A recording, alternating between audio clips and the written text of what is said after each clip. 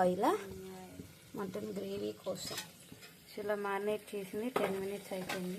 ఇంకా కొంచెం మరింత అయితే ఉల్లిపాయలు పోసుకొని పచ్చిమిరపాయలు పోసుకొని ఇంకొంచెం మనం ఇప్పుడు కొంచెం క్వాంటిటీ చేస్తున్నాం కాబట్టి ఓన్లీ ఆయిల్ ఇది వేసేస్తున్నాం. ఇంకొంచెం ఎక్కువ చేసుకోవాలనుకుంటే ఆనియన్స్ ఇంకా 2 ఎక్స్ట్రా పోసుకొని దాంట్లో యాగనిచ్చినాక అవి కొంచెం ఈ మటన్ కలిపేసి దాంట్లో వేసేసుకోవాలి. ఓకే. లాస్ట్లో అవి కొంచెం ఉడకబెట్టినాక 2 టమాటాలు పోసుకొని పండుకాయలు కొంచెం ఉడికిచ్చాక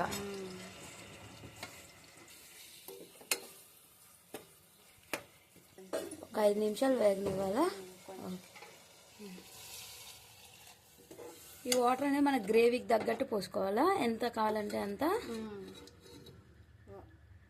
ఒక 1/2 గ్లాసు వాటర్ చాలు. మనం తీసుకున్న క్వాంటిటీకి 1/2 గ్లాసు. 1/2 glass water. కొత్తిమీర.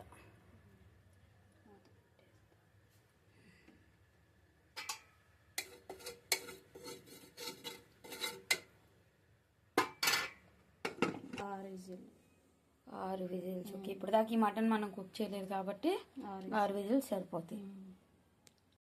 పెట్టిన తర్వాత ముక్కుడు కింద అయితే చూసుకుందాము. సరిపోయిందా? సో 6 విజిల్స్ సరిపోయిందండి.